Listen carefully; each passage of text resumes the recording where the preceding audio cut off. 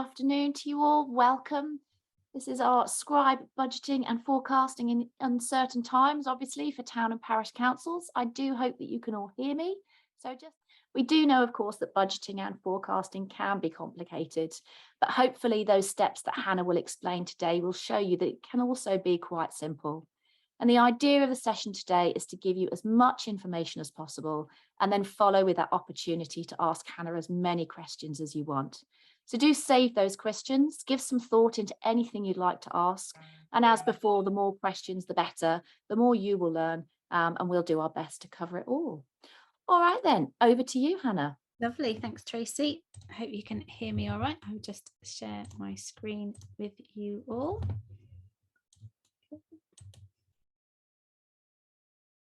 There we are then. Lovely. So thank you very much.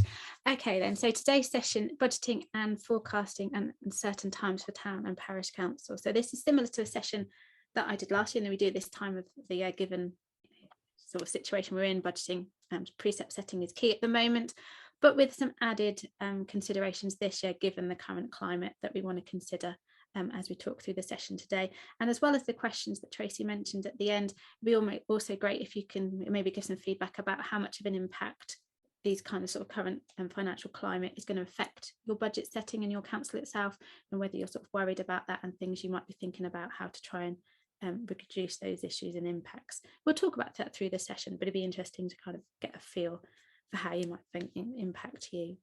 So before we get started then, just to say that this, although this is a Scribe Academy session, it's not a Scribe specific session, so not really much referencing to Scribe particularly, and no sort of in-depth of how to do the forecasting and budgeting on Scribe. So if that is something you're a Scribe customer and would like that, we do have separate sessions running on Friday morning. So for anyone who's with Scribe at the moment and would like to be able to look into how to do the forecasting and budgeting on Scribe, then you could feel free to sign up for Scribe Academy for that one as well, if you'd like to.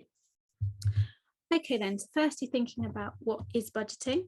So budget financial plan for a specific period of time, generally a year. So in terms of commercial businesses, councils, you'd be budgeting for an annual period a year. But there are those of you who may feel nervous about budgeting, maybe you've not done a budget before, you can simply think of it in simple terms of trying to think about, can I afford a holiday next year? Can I buy those shoes I saw in that shop last week?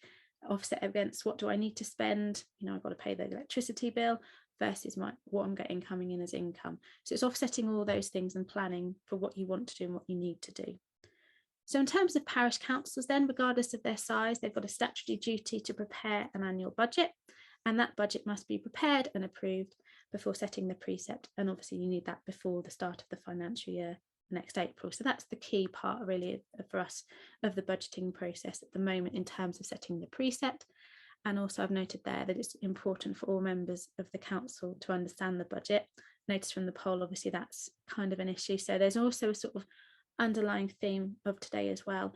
As much as in the importance of enabling us to set the precept, it's also really important to continually monitor the budget and involve everybody in understanding not only the importance of the budget, but the numbers specific to yours as well. Let me move on. So in terms of thinking about why budgeting is important, so obviously, as we said, the key thing here is to set the precept amount, but we also need to consider it on an ongoing basis as well. It allows you to plan for future projects, and it also flags up potential under or overspends so that you can take corrective action at certain points throughout the year if you need to. So briefly next then, thinking about the budgeting timetable. So fairly sort of rough, because hopefully you'll all have in place meeting dates for reviewing the budget, approving it, and the precept. But it's important to think about your time as well, because that's absolutely key. And I know there was a few thinking about lack of time, and I know that's kind of across the board for clerks and RFOs, that there's often sort of so many time pressures on you that it's really key to try and make sure you've got some specific allocated time in your diary to think about creating your draft budget and working on that, and working back from those meeting deadlines that you've got so that you've got time to put that information together. So as we come into October, then we're going to start thinking about the draft budget. You may have departments or committees who are working on different areas, or maybe you putting all the bits together with the aim that you're going to be able to amalgamate it in sort of November time in order to present that full budget in December. You may review the budget prior to that meeting, and you may also find that you need to have potentially more reviews or more working on the drafts. We'll talk about as we go through the session, but given the sort of uncertainty at the moment, it may be necessary that you'll need to go through the budgeting process a few times, given sort of the cost rises and implications that they may have. And then January, the precept agreed and submitted to the billing authority. So that's sort of the main goal here. Moving on then to think about budgeting approaches next then. So I don't want to get too bogged down in loads of budgeting terminology, etc., but I've just picked out a couple that I think are relevant to us here.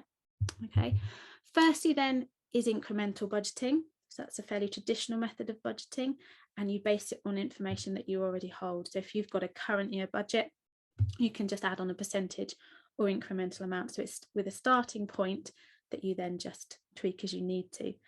Now, as it says at the bottom, that doesn't encourage an in-depth analysis of the current budget, but it might be that you don't need to. So if your structure of the budget is good, it's compartmentalized how you want it to be, and when you've done this forecast that we'll talk about in a moment, if that's coming in fairly in line, given obviously the sort of the issues with the cost as well that we'll consider, but if it's working fairly well, then actually incremental budgeting is absolutely fine and you can base it on a good budget.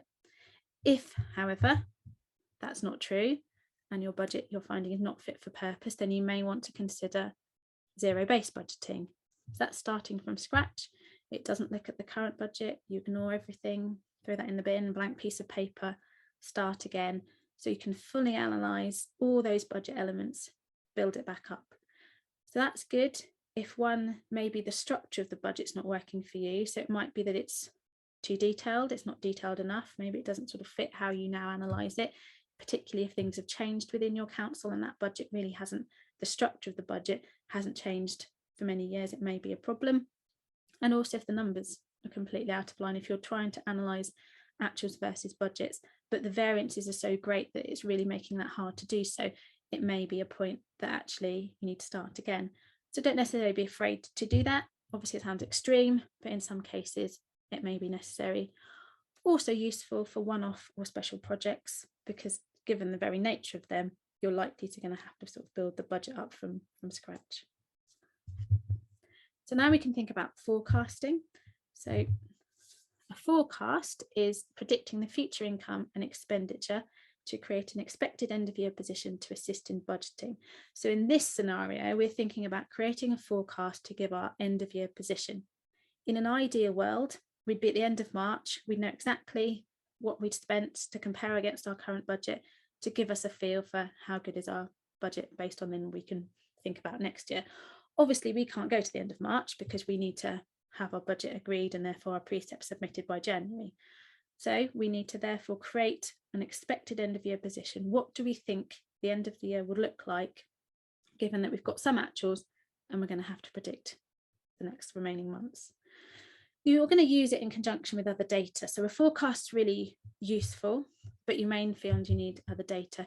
So especially if the current year is non-typical. So that in many ways is true. We had the same scenario back a couple of years ago with COVID, because obviously the forecast of that year, the COVID year, was really not very realistic to what was actually going to happen, given that lots of things didn't take place and payments were deferred and venues were shut, for example. So again, you'd have to have other information alongside that to help you with the budgeting.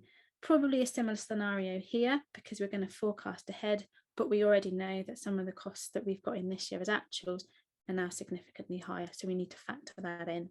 So you'd have your forecast and you're going to use it alongside other information. And we're talking about forecasting in terms of using it to help us with our budgeting, but it's also good to continue to use that forecast because it really gives you a feel of where the end of year looks like it's going to end up. So once you've created a forecast, you could continue using that forecast, update it every month as you go through, because it's going to give you a real feel of what the end of the year position is going to look like. So not for budgeting, but simply for where you're going to look like against the current budget and flag up any issues that you may be anticipating. So thinking about how important the forecast is, we can now think about how do I do that? So the half year point is a really good place to start. So we're now coming end of the week, end of September. So once you've got all your data on for September, reconciled all in, you're then got a position where you've got 6 months worth of actuals. April to September is your actuals for the year. You can then look to forecast the remaining months. So I do that on a monthly basis. So forecast October to March, working line by line and anticipating what you expect to spend or receive against each of those budget lines. Some budget lines will be easier to forecast than others. So same with when you're budgeting, you're going to have some that you're known. So things like phone bill, you know how much you're going to spend for the remaining months of the year, nice and simple to put in. Other things are going to be harder to predict, but it's important to be realistic. You may expect a budget line to end up being overspent. That's fine. You need to reflect that so you can then compare that to the budget and see whether that then has an impact on next year's budget. And as it says, once you've got that, you're then going to analyse against it. So this next, excuse me, is an extract of a spreadsheet I set up maybe 3 or so years ago. And when we were talking to clerks, and they were finding forecasting particularly difficult and sort of how to do it. So a fairly simple spreadsheet that gives you a feel from how you might want to look at forecasting. So on the far left-hand side, we've got some code sections. So of extracts got administration, grounds, maintenance, allotments with the budget lines, the codes beneath them. Each of those has got an annual budget in there, as you can see, and then we've got the actuals, the total actual for April to September entered in there, and then that's allowing us to then forecast for October to March. So these are the amounts that we expect to spend against these codes for the remaining months of the year to therefore give us our total. So our April to September actuals plus our forecasted October to March to give us our total, which then allows us to give us a variance based on our expected end of year position against the budget. So that's going to give us a feel for what's likely to happen at the end of the year against our budget. And then using that information, obviously alongside with other information, we can then start to think about proposing next year's budget given the things that we know. Okay, so I've got 2% in there for staff costs. I think we all know that's not likely to be enough, and it's just working through that and adding in information of things that you know, and therefore you can predict based on that information. So it's a really good starting point to have a forecast to give you a feel for how good your current budget is, and then start to give you indicators of which lines you're then going to need to change or investigate or sort of do some work on. Okay, and this is just an extract, similar scenario. So if you have software, you may have something that does that for you. If you're with Scribe, yes, then it does. And this is an extract of some information. So as you can see there, we've got forecast from October, and that's filling in the information based on some settings we've got behind the scenes. So if you've got something like that, you may be able to produce it in your software as well, which is going to give you the same as what we just looked at in that spreadsheet. Okay. So now we've got some information. So we've sort of armed with what we need and to help us in the budget process. We can now think about the budget process itself. So as it says at the top, we've got our current year forecast and any other relevant data. So in this scenario, we're going to have our forecast. You may have some known costs that you just can put in simply in there. And obviously you're going to have some other predictions around these cost rises and what you expect to happen is all going to be part of the information that you've then got to then start working on the process itself. So the things we need to consider are expenditure. So that's top of the list because that's the biggest element of our budget, most likely. We need to think about income, so things other than the precept that we're going to receive that's going to offset some of that expenditure budget. And we also need to give consideration to contingencies and reserves. Whilst we're working through all that, we need to be mindful of a few things. So firstly, is the level of detail. So not only in terms of the detail that you need to go to in the budget, but also being mindful of those that are larger budget elements and smaller, and the sort of importance that we attribute to those of working on them. So the materiality as well. So obviously if it's a variable large budget line, then it's going to take a lot more work than something smaller and fairly standard. So that's true of all of it, and it's just need to be mindful of those ones that are going to need some more work around them, things like maintenance or tree works. They're variable items that are likely to be larger budget lines, so just give them more attention. And as we sort of mentioned throughout the session today, the cost of living crisis. So obviously how those cost rises are impacting you and whether that's going to have an effect on the budget lines that you're reviewing in terms of the costs that are going to go up, or even in income in terms of you feel that maybe people won't want to go to events or hire out venues, etc., in the same way, that therefore may have an impact on your income as well. So it's considering it in sort of a few different areas. So as we said then, thinking about expenditure first. So easier generally is to start with fixed costs because these are more known. So indirect costs are overheads. So those that are unlikely to change, things like phone costs, if you know how much your phone is every month, and that's nice and easy to budget for. You might have your insurance renewal if you've got subscriptions and you know what those renewal prices are. Those kinds of things are kind of easier items that you can obviously put in for information. Now, generally, these sort of more fixed costs are easier to deal with, and you can apply a smallish percentage uplift normally, and that would be your fixed cost dealt with.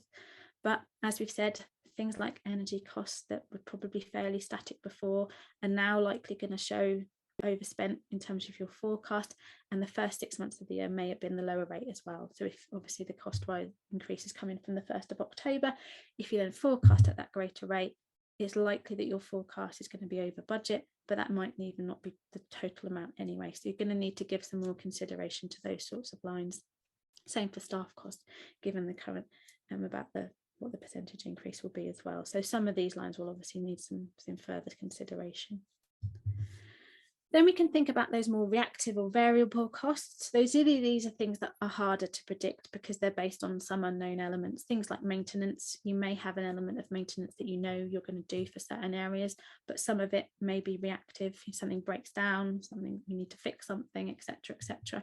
Tree works, you may have a certain level of maintenance that you do in the trees, but if there's a storm and a tree blows down, there's an additional cost potentially there. So it's thinking about those things and making assumptions and estimates, because it's unlikely that you're going to get it exactly right, but it's important to build that line up based on those assumptions, keep record of those assumptions, make notes on them so you know where those decisions came from. Okay, and there may also be things that have a relationship with other income as well. So you might need to think of in terms of, if you hire out the hall more, you've got some venues and you're expecting that you might hire that venue out more regularly, then you've got to think about the associated expenditure costs, particularly of the energy, heating and lighting it, but maybe there's additional cleaning, maybe there's a caretaker cost of them having to unlock and relock the venue. So think about the relationship between codes as well, and if you're going to increase one on one side, does that then have an impact on other codes somewhere else? Okay, generally these are a smaller proportion of the budget, but it's likely that these ones will take longer to work through as you go through the budget process. So once you've thought about expenditure, you can then think about income. Similar scenario, start with those income lines that are more guaranteed. So if you have annual rent, for example, if you have a property that you rent out on an annual basis, nice and simple, you know what it's going to be, you've got an income amount for that. But again, you're going to have other uncertain income sources that you then potentially need to can think about. So it is things like venue hire, and not only in terms of, are they likely to continue? So given the cost of living crisis, do you feel that maybe people aren't going to hire out venues or go to events as much as before? And equally, do you actually need to increase the cost of those hiring because of the other associated rises in energy bills, etc.? Is there going to be an issue for you as well with the prices that you charge? So is there consideration around that? And then there's some estimation around the income from those uncertain sources, venues, cemeteries, etc. It may be that you have a council where pretty much all your income comes from the Precept.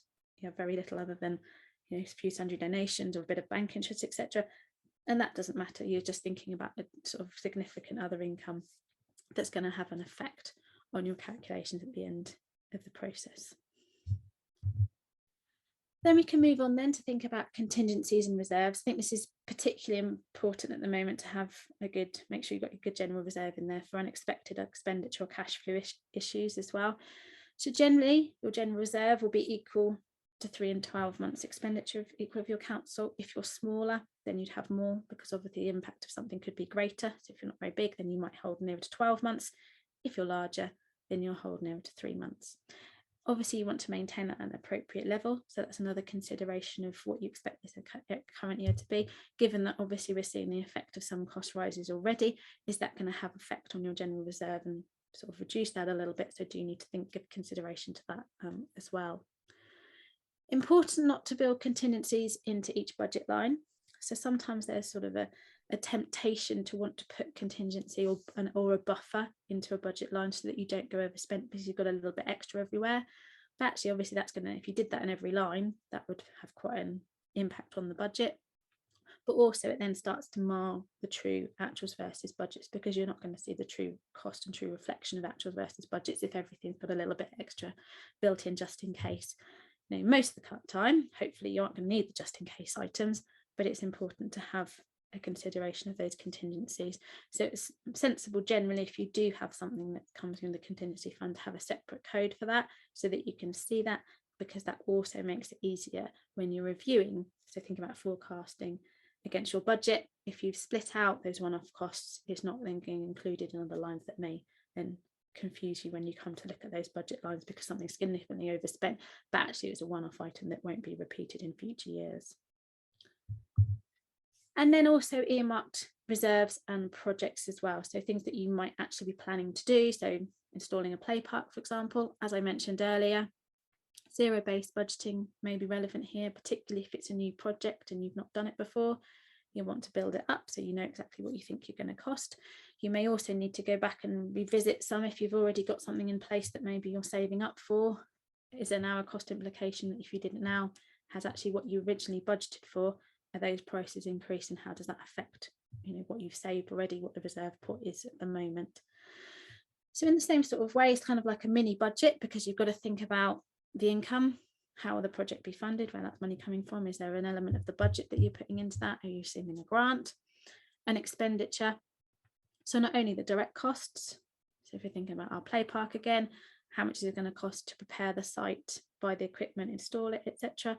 But then those associated costs, those ongoing things such as maintenance, your inspections, that you'd also need to think about building into your budget going forward as well, once you've got that in place.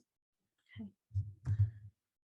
Right then, so now we've got all that kind of information there, and what I'd recommend that you do when you're thinking about that expenditure budget is just be mindful of cost rises, what we think is going to happen. It's likely that it may push the precept up to a level that you don't want to go to, but initially I would start with putting it all in just to see what it looks like at the other end. And as I said, there may be a requirement to go through this process a few times to kind of work through the budget, given that sort of what the numbers come out at the end. Okay, so thinking about calculating the precept then. So the precept requirement will be based on the expenditure budget, it's any other income budget, income expected, sorry, or the prior year surplus. So this simple example in the middle there is if we had an expenditure budget of 100,000, we had an income budget of 20, we'd therefore need precept of 80. So our precept of 80k plus our other income of 20 would then be 100k to match our expenditure budget. It's a really simple sort of calculation roughly, but that gives you a feel for then where you'd be. So it's worth putting that all in information in together to see what's going to come out, and then see how that compares with the precept that you've currently got for this year. It's also important to check the calculation based on your equivalent bandy properties. So your local authority will provide that information to you in the coming months, so you'd know how many bandy equivalent properties that you have, that you would then divide that precept out across them to see actually what it is per household, because it might be that your overall precept's gone up significantly, but actually if you've now got more bandy properties, so you've had some housing development in the area and you've got more, then actually the overall impact individually to the household is a lot less. So the impact is less, and it's not so much of a problem. Okay, so it's worth thinking about it on that level as well, rather than just the total that you come out with initially. So then I added in a new slide for this year, because it may be that you do all this work, the precept comes out the other end based on everything that you've done, and suddenly it's a lot higher than it was last year because of all these cost rises, everything that's going up, you've budgeted for that, and therefore that means that the precept in theory needs to be a lot higher. Now that potentially is an issue, given that obviously we're all feeling the cost of living crisis, and you may not want to put that precept up significantly because obviously it's impacting on all your parishioners. So there's an impact consideration there. So three things potentially if the precept amount is vastly different, increased to last year. So firstly, do we need to go back and revisit our expenditure budget? Can we do something to bring that down? Do we need to think about cost savings? Do we need to defer some projects or some planned spend to actually reduce our expenditure budget, which therefore would reduce how much precept we needed to take?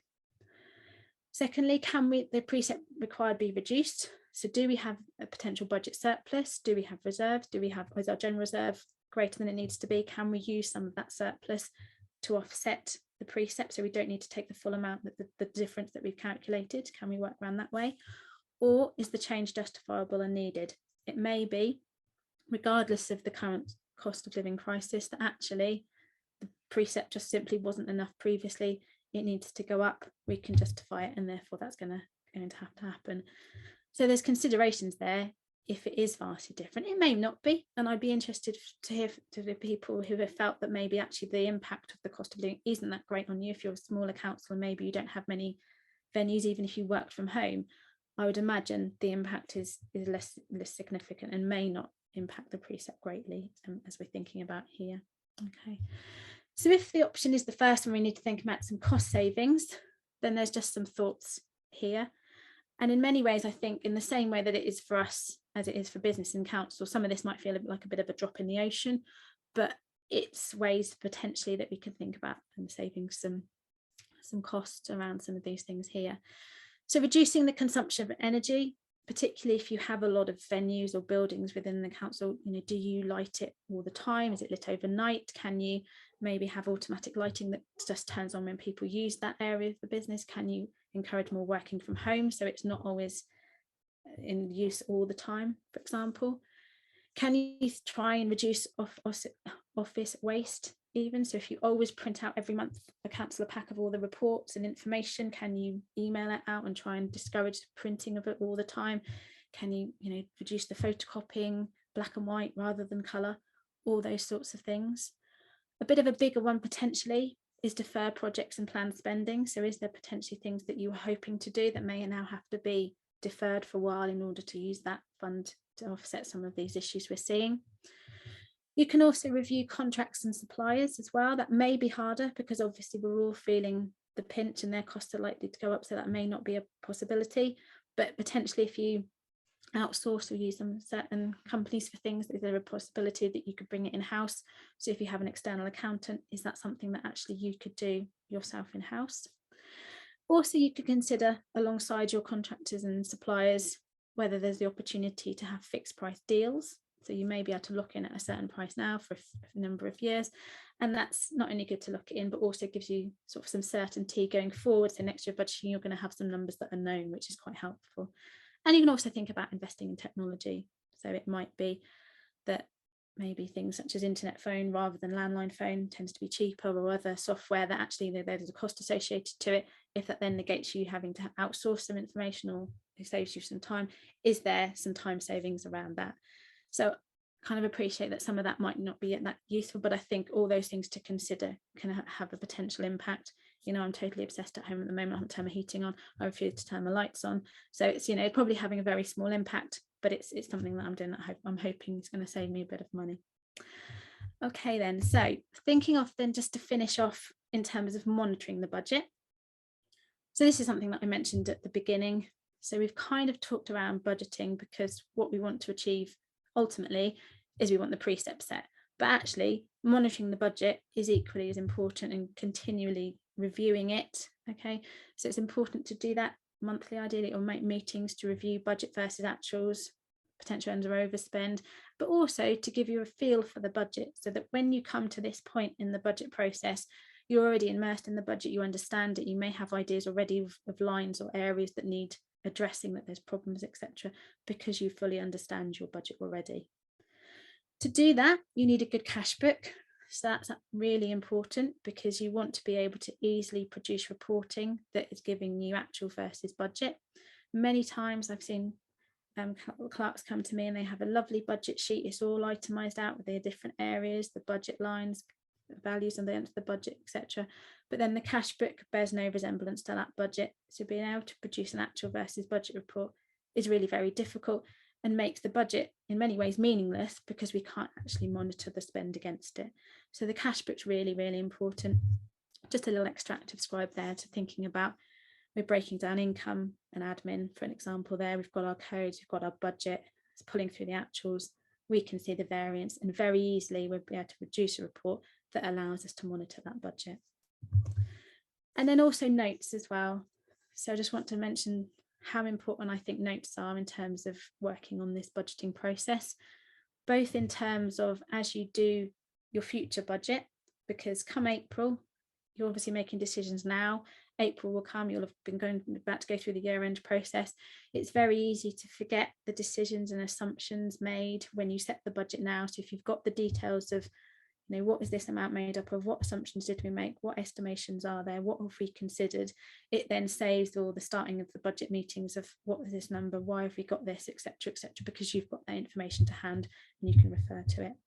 But equally, keep notes throughout the year as well. So if something crops up that might be relevant to you, make a note of it. So at this time of the year, you've got your little list of notes. It might be something like, we're going to grass cut a new area next year, need to consider that. It might be that a certain cost of something going forward. It might be something that's happened as a one-off that you need to ignore. All those little notes there, memory aids to you as you work through the process. Oh yes, I need to think about that. I don't need to include that, etc., etc. So useful when you come to this process to have those things to refer to. Okay, that takes me through everything that I wanted to say. I hope you found it useful, and I will hand back to Tracy if I stop sharing. Lovely, thank you. Tracy, just on mute again.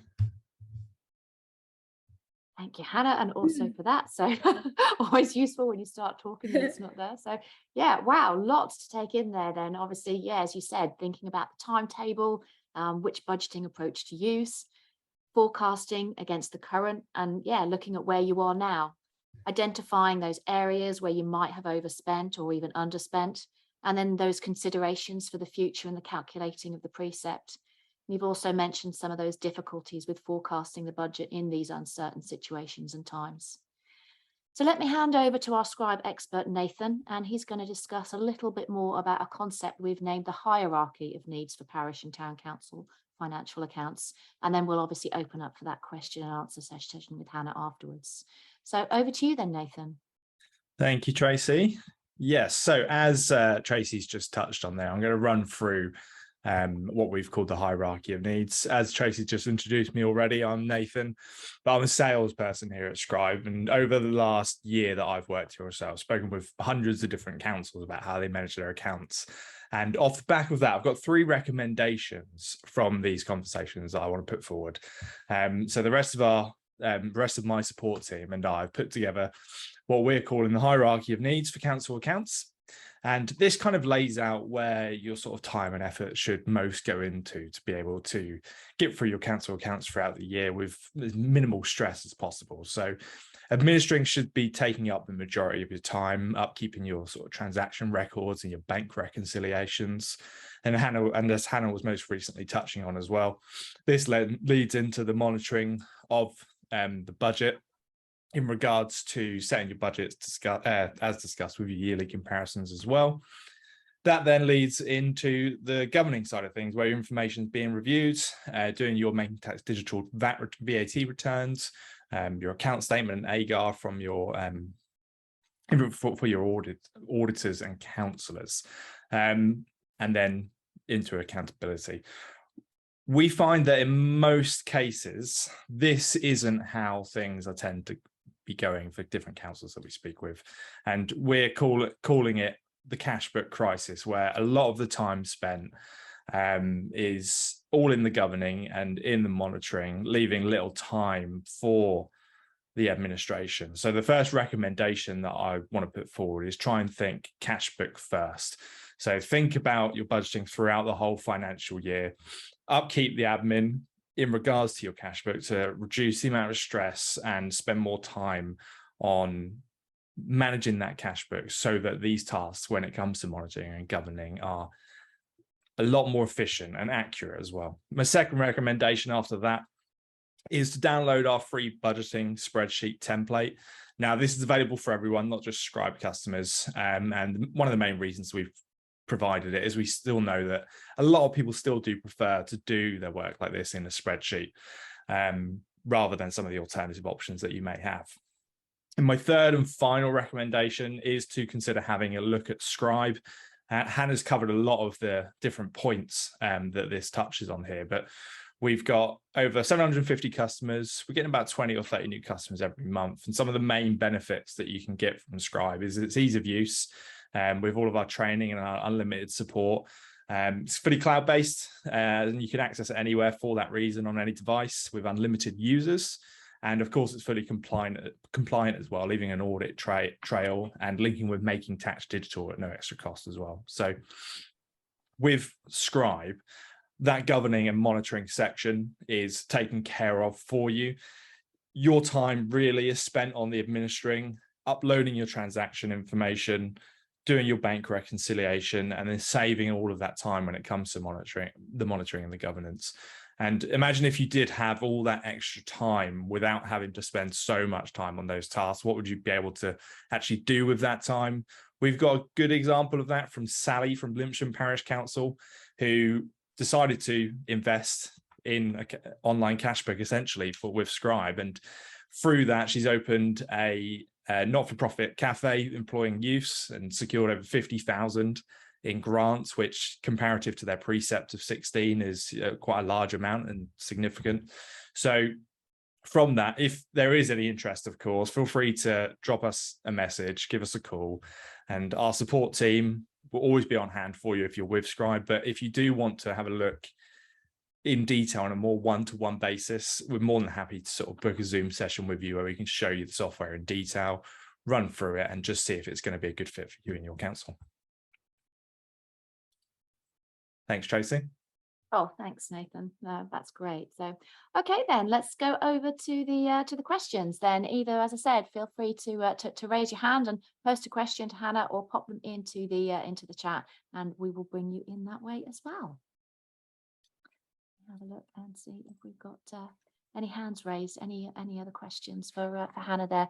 So I can see that there's been a few about the link for the budgeting spreadsheet. We'll obviously make sure that we send that to you with a copy of today's recording, and also for the slides as well. So lovely. I've got some hands going up now. So Siobhan, let me ask you to unmute yourself and pose your question, please.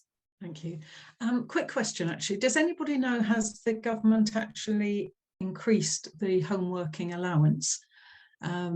Because obviously if we are working from home, because we've got no buildings or anything like that, so cost of living and energy costs isn't going to affect that, affect my council directly, but of course it's going to affect me. And I mean, I'm looking at where I am already with this year's allowance from the government of £26 a month. And I'm thinking that's not going to cover the increase in heating costs in my garden office. But does anybody know if there's any government uplift, or if they're looking to ask their parish councils to increase an allowance? What kind of limit are they, or what kind of figures are they looking at? Thank you. Jo. Yeah, so I'm led to believe that they are looking to rise the allowances by 4%, but this is all part of the pay review that's gone in to be approved, so it's waiting on that really. But yeah, there is a section on there that says allowances have been put for 4% increase. Is that from the government? Yes, it is. Yeah. Okay, lovely, thank you. I'm hoping that does include the working from home allowance, which is £6 a week at the moment. Yeah, okay, thanks. No, you're welcome. Lovely. Donna, you've got your hand raised as well. Yeah, I'm sure everybody's got these same questions, but the reason I'm on here, and I'm doing another budgeting thing tomorrow elsewhere, what percentage increase are we putting in for inflation? What would you recommend? And obviously we won't hold you to it. At the moment, I've got 5% into my budget, but then I'm thinking now it's probably more like 10%. So what sort of figures should we be considering? And also percentage increases for staffing costs for this year and next year. There's something come out today from Luralk, which is my local council association, and obviously that's ongoing. The conversations are ongoing. But you know, if we have to present this in November and nothing has been decided, what are the recommendations? Do Scribe have any, or the staff at Scribe have any recommendations they could make to us? Okay, Jo, do you want to start with the staff bits in there? So for the staff one, as you say, is really difficult, and also we're going to have to take into consideration back pay as well. So because it will be backdated till April, so it's a really difficult one, and I think I would go with 10%. So 10% for this year, backdated to April. Yeah. On everybody, because there's this figure of 1,900 or something flat rate, isn't there? Yes, there is, and there is a way where you add the calculation, so you get that figure, you add that to their salary, and then you divide it by the hours worked. Yeah. So divide it by 52, divide it by the hours worked per week, and that comes up with you can get a percentage on there from doing that as well. But it is a really difficult year to predict, I must admit. It's not knowing what's going to happen. I think that pay review is going to go through, from what I've read. By the sounds of it, they're just waiting on 2 more dates now. So that figure of the 1925, I think you'll find that that is going to be added to all scales, and the number 1, which hopefully not many of us are on, will be removed from the pay scales as well. Yeah, so is it one, I need to read it in more detail, 1925 for everybody, but no percentage increase on top of that. It's just a flat rate. 1925 on all NJC pay points 1 and above. Yeah. And then with effect, so it'd be with effect from 1st of April 22. Yeah. And then with effect from, I'm just reading from the latest thing that I've got up today, which is with effect from the 1st of April 2022, an increase of 4.04% on all allowances. So, and also we're going to get 1 day extra annual leave as well. Right, okay. Yeah, so just watch this space. I think really try and keep updated with it as much as we can, and hopefully, you know. What are you going to build in for the year after? Just to stick 4% on or something as a guesswork, or what would you do? It's not a trick question. What I would do normally is I would get the salary spinal column points and then take the next one and go with that, you know. But as you say, what's it going to be for the next year? This is a really difficult question. Really, we should be getting stuff from our Association of Local Councils, I think, about this. Hopefully. Yeah. Thank you. Enough. Yeah. No, thank you. Thanks, Jo. I think just generally it's such a difficult time, and I think because particularly as well, obviously with what's going on in the government as well, and the way things are going, even at the moment it's probably even harder. So that's something that we may have to kind of even wait a couple of weeks for it just to settle down, because at the moment you could just say, well, you just don't know what's going to happen, but hopefully it'll settle down. It may be worth sort of budgeting it, the worst case scenario, to see what it looks like, because you need to have a feel for what's going to happen to give you a feel what if we did, you know, the 10% maybe everything, what's that going to mean for the precept, and where do we then, you know, to give yourself a feel for what's going to happen. But hopefully it won't be that extreme, and maybe in a month or so it might have settled down and we get a bit more of a feel once the government have reined themselves in a bit, hopefully. Oh, thank you, Hannah. Sue, I can see you've got your hand raised as well. Could we bring you in, please? Oh, hi. I just wanted to come back about the £26 a month working at home allowance, because this is something that I've looked into quite a lot in the last couple of months. And where people like parish clerks and so on work from home because their organisation has no building whatsoever, then £26 a month isn't a cap. The cap is whatever you can actually provide evidence that it costs you to work from home. And the government website does say that quite clearly.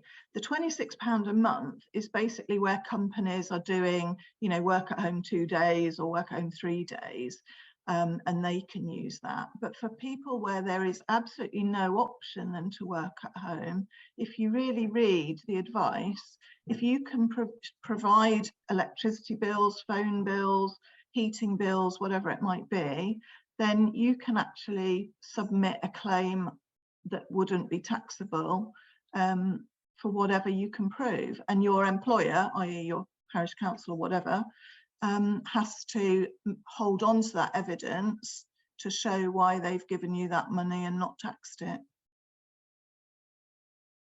Yeah, so what I do for my small ones is, ever since I started there, they offered me to have, obviously I claim mileage, but also for my telephone and my broadband. So I charge separate for that from the working from home allowance. So I suppose my working from home allowance would be like my heating, and obviously you store stuff here at home, but then I do charge separately for my telephone and broadband. So just to put that into anybody that maybe don't do that. That's a really good point though, well raised.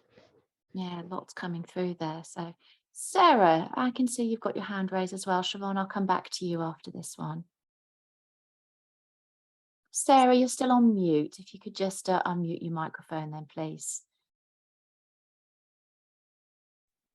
Yeah, I work for quite a large town council where councils have had this policy that it's a terrible thing to raise a precept, and they've tried to keep it at 2% forever. Didn't put it up at all for some years before I came here. And now with the current costs that we're going to face, I've suggested already at one budget meeting that we need to put precept up by a larger percent than earlier. Our precept is very small. It's at the moment £49 per household at Band D, which is very low because we have income from car parks.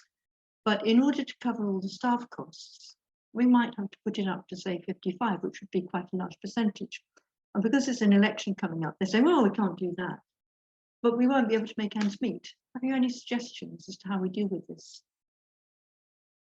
Well, that's a real problem, and I think that's so true of times when I think it's almost seemed like a good thing to keep the precept low or not raise it, and actually then that just leads to problems further down the line, and particularly now obviously costs are going up, then actually we find ourselves in a problem of we need to do this, otherwise we're going to have a real problem. So I think that's going to be true for many people, where actually how do we offset the fact that all these costs are going up?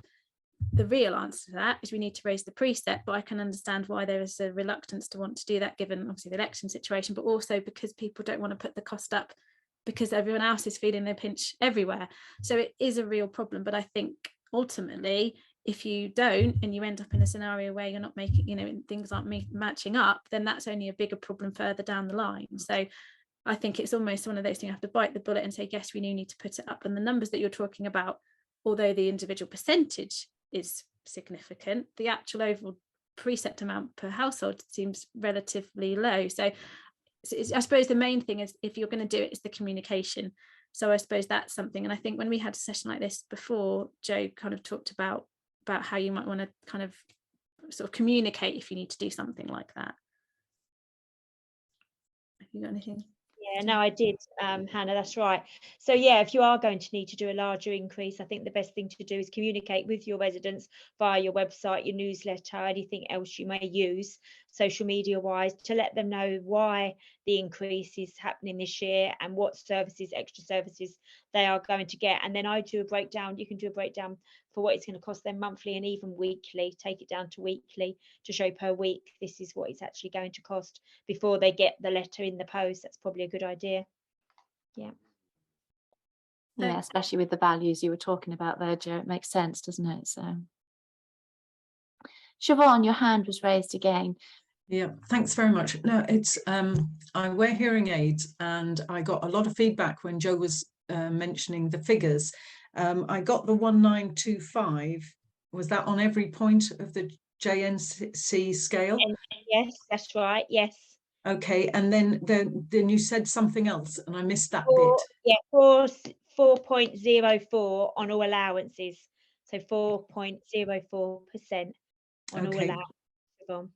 Thank you very much. That's all I needed. Thank you. You're welcome. Lovely, thank you. Alice, you did have your hand up. Has your question been answered?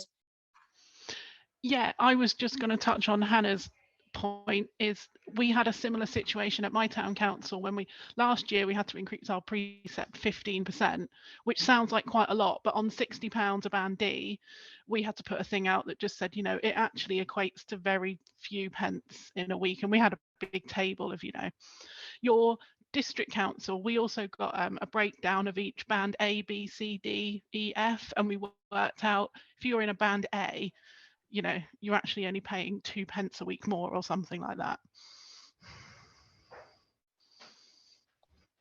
That certainly sounds, yes, very useful. Also, on that 4% on allowances, it's worth noting that they've said it's 4 pence on allowances in the addendum to the Green Book, which have set allowances. I don't know, I haven't read and I think it's to do with people who have company cars and things, so it's worth reading the pay agreement. They say it's in the pay agreement circular dated 28th of February 22, so it's worth looking up what those allowances actually are, because I don't think that mentions home working allowances. It's to do with cars and things. Right, so yeah, that's the thing, they haven't specified what allowances, have they, Alice? Yes, and there's been so much documentation. There is a link on, I've got it up at the moment if people want me to copy it into the chat. There's on the LGA website, they've got a table of the percentages that 1925 increase equates to on each scale. Yeah. Because I've been doing the same with everyone else, trying to work out who gets what, how does that, equate to anything.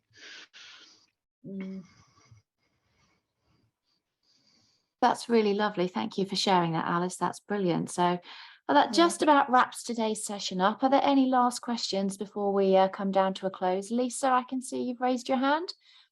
Yes, that's right. I've got a good afternoon to everyone. I've got a couple of queries actually. The first is that for our utility, we've currently got a 3-year deal which doesn't expire until October 2023. Meaning that we've got no recent actual impact of the price increases for this year, and therefore no real way of being able to forecast what we would expect to be paying for arguably the harsher months of October 23 onwards for the 23-24 budget. So that's one of my questions. The other one is for more hidden costs within suppliers, etc. So things like janitorial supplies, we're seeing exponential increases on that level. And also, how do we predict, given that we're looking at a budget, how do we predict what suppliers are likely to increase for things like waste management? That is the question, isn't it, really, of how do you predict those things? We need to put something in, but it's about the best level of being realistic, but having enough in there so that it covers everything, with obviously then resulting in a precept that then isn't done suddenly through the roof. So it is so incredibly difficult that we need to put something in somewhere, but it's just an unknown. So whether you want to kind of use a certain sort of 5% on those unknown things just to start you off, and then it may be that even once you've done that, the resultant precept then causes you a problem anyway. So there's going to be a lot of sort of movement around it. There's that uncertainty. Obviously the energy bills in a year's time, who knows what could have happened? It could have settled down, it could be just as bad. Putin may have turned it all off and we could just, who knows what could have happened. So it's so incredibly difficult. But I think the important thing is document everything, the decisions that you've made, notes on it all, as so that you've got it all documented, and try as best as you can to have something in there to cover you. But equally, we don't want to go so high that then make the precept. So it's just so hard. It is really so difficult at the moment. Thank you. Just a bit of input to other people that may be of interest. I was speaking to a CEO of a utility company at the weekend, and they were saying that they don't see this as being another fuel situation where the prices only ever seem to go in one direction and never come down by the same amount that they go down. But that for future years, it's very unlikely that they will see or be able to offer long-term arrangements again. So 3-year, 5-year contracts are not likely to be coming back for quite some time. Interesting.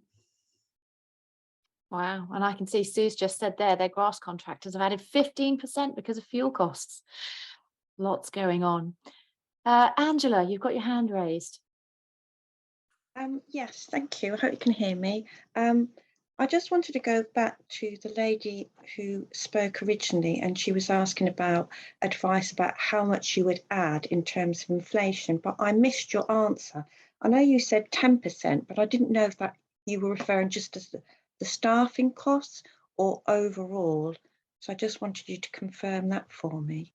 I don't know, was that me talking about that? I don't know who's. So Hannah, yeah, because I said about 10% for staff costs to be safe, and then you went on and said, yeah, I think that's the tricky thing of maybe if you start, because the thing is what we need probably to do is, as I was talking in the main session, is that you're probably going to have a few drafts. So maybe it's a case of starting with 10% and see where that ends up, because if you come out at the other end, and that's actually really tricky, is then working out, because you don't want to end up with having to bring it down to 5 and then that bit not being enough. So maybe it's so hard to say, but hopefully 10% won't need to be that much. But then obviously if there's already 15% on supplier costs of that example, then who knows, it's just so difficult.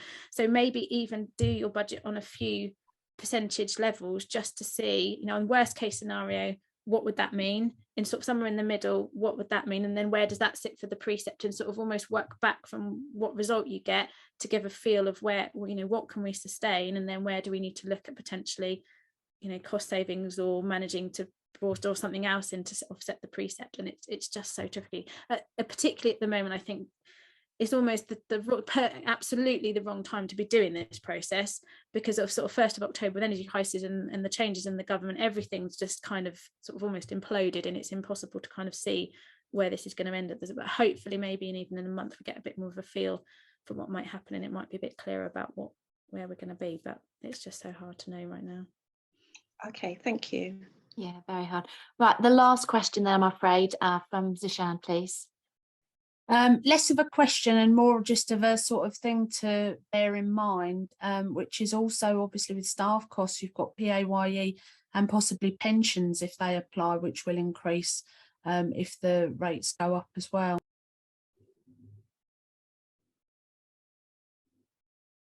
Yeah, all things that would need to be taken into consideration there. So, well, that does take us to the end of today's presentation.